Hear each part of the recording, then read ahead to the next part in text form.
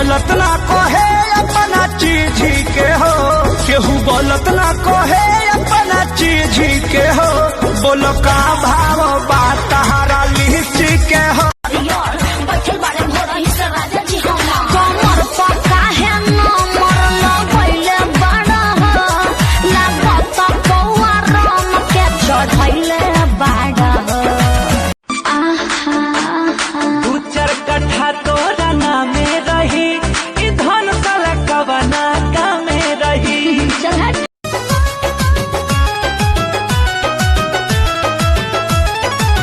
केतन मनाई खियाई ठूस ठूस के जाके बैठ जाला कोना में पर कि हम नाही रहब हो,